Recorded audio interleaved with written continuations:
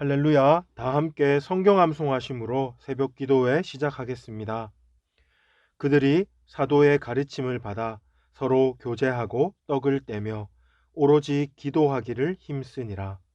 날마다 마음을 같이하여 성전에 모이기를 힘쓰고 집에서 떡을 떼며 기쁨과 순전한 마음으로 음식을 먹고 하나님을 찬미하며 또 온 백성에게 칭송을 받으니 주께서 구원받는 사람을 날마다 더하게 하시니라.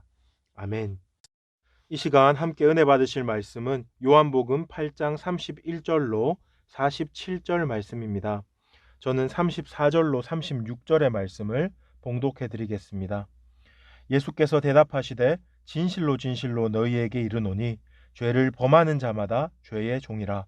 종은 영원히 집에 거하지 못하되 아들은 영원히 거하나니 그러므로 아들이 너희를 자유롭게 하면 너희가 참으로 자유로우리라. 아멘. 오늘 본문은 어제 본문에 이어집니다. 31절 앞부분은 그러므로 예수께서 자기를 믿은 유대인들에게 이르시되 라는 말씀으로 시작되는데요. 이는 어제 보았던 30절 끝에 나오는 많은 사람이 믿었더라 라는 말씀에 이어지는 것입니다. 어제도 잠깐 언급했는데 정황상 여기서 믿었더라 하는 그 사람들의 믿음은 진짜 구원받는 믿음이라기보다는 단지 한번 믿어보고자 하는 마음이 생긴 것이라고 보는 것이 더 옳겠습니다. 그러나 우리 주님은 이런 그들의 단편적인 마음의 변화까지도 중요하게 여기십니다. 그리고 그들에게 참된 믿음이 무엇인지를 더욱 정확하게 가르쳐 주시고자 하십니다. 그래서 이어지는 본문 31절 하반절과 32절에서 예수님께서는 참된 믿음과 관련하여 두 가지를 말씀하시는데요. 먼저 31절 하반절을 한번 보십시다. 여기서 예수님은 자신을 믿는다고 말하는 사람들에게 너희가 내 말에 거하면 참으로 내 제자가 되고 라고 말씀하셨습니다.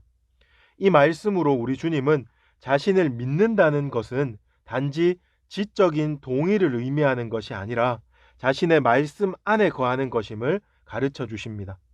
그렇다면 예수님의 말씀 안에 거하는 것은 구체적으로 무엇을 의미할까요?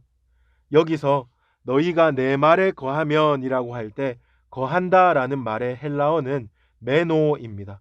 이 메노라는 말은 잠시 머물렀다가 지나가는 것이 아니고 그곳을 거처로 삼고 영구히 사는 것을 의미합니다. 그러므로 예수님의 말씀에 거한다는 것은 나의 주소를 예수님께로 완전히 옮긴 것을 말합니다. 이것은 더 이상 세상의 가치를 쫓지 않고 예수님의 가르침을 쫓아 살아가는 것이고 세상이 옳다고 하는 기준에 따라 선택하는 것이 아니라 주님의 기준에 합당하게 행하며 살아가는 것을 말합니다. 곧 제자로서 예수님을 따르는 그런 삶을 의미하는 것입니다. 그런가 하면 예수님은 또 참된 믿음에 대해 32절에서 이렇게 말씀하십니다. 32절 보십시오. 진리를 알지니 진리가 너희를 자유롭게 하리라. 이 말씀에서 우리는 예수님을 참되게 믿는 자들은 진리 안에서 자유를 경험하게 된다는 것을 알 수 있습니다. 그런데 여기서 진리는 무엇이고 자유는 무엇입니까? 예수님은 34절 이하에서 이 질문에 대한 적절한 답을 주고 계신데요. 이것을 간단하게 정리하면 진리는 복음이신 예수 그리스도 자신을 말하는 것이고 자유는 죄와 사망의 종로로 타던 자가 그 권세로부터 노임을 받는 것을 의미합니다.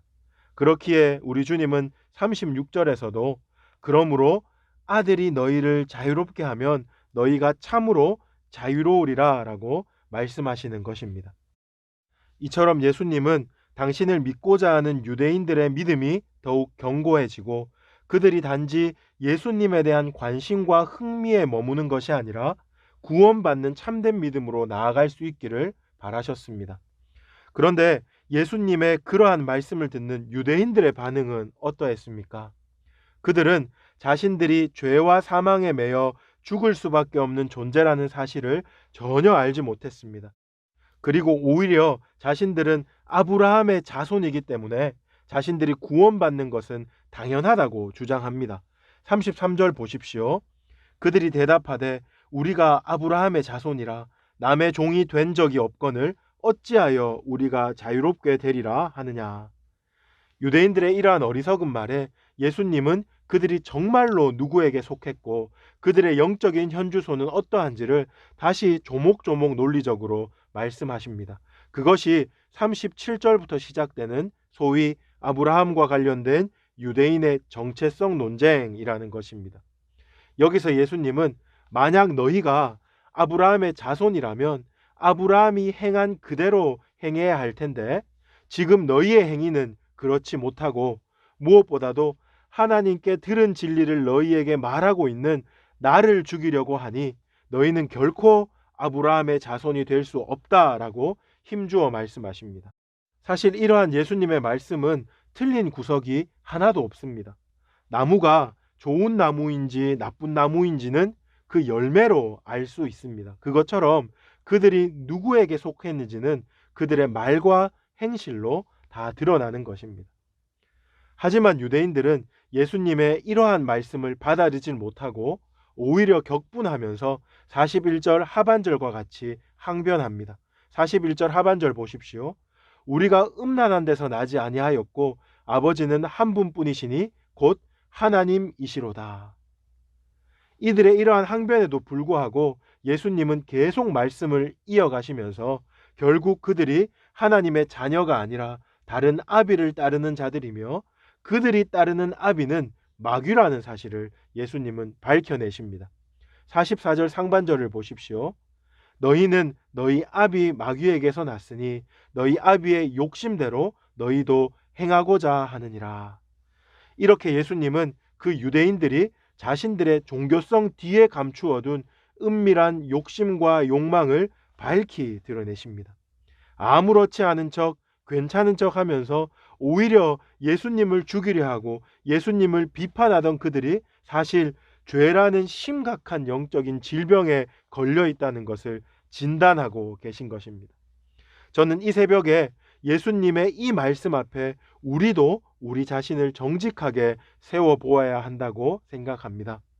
예수님은 하나님이 우리에게 보내주신 영혼의 의사이십니다.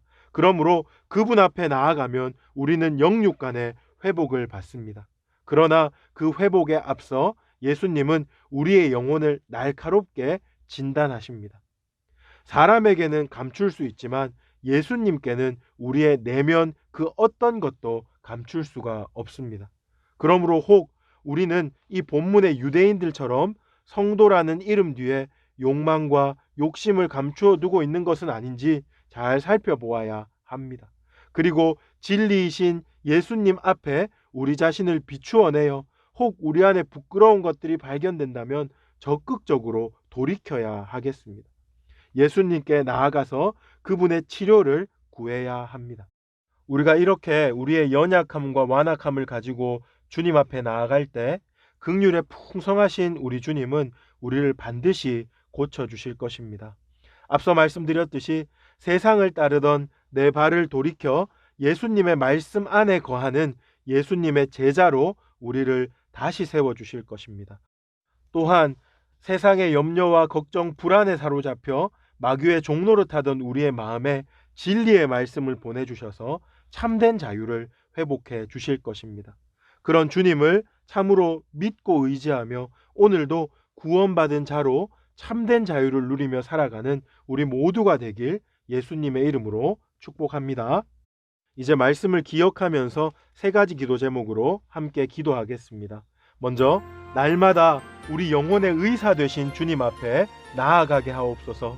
감추어 두었던 나의 욕심과 죄악을 주님 앞에 정직하게 내어놓을 때 회복의 은혜를 경험케 하옵소서. 두 번째로 내일 드려지는 주일 예배 가운데 하나님의 강력한 임재하심이 있게 하시고 말씀을 전하는 담임 목사님을 붙들어 주시옵소서. 마지막 세 번째로 코로나19 사태가 하루속히 종식되게 하여 주시고 이 위기의 때에 교회를 지켜주시고 교회가 더욱 겸손히 하나님 앞에 엎드리게 도와주옵소서. 나눈 기도 제목과 여러분 가지고 계신 기도 제목 가지고 우리가 주님 한번 부르고 합심으로 기도 시작하겠습니다. 주여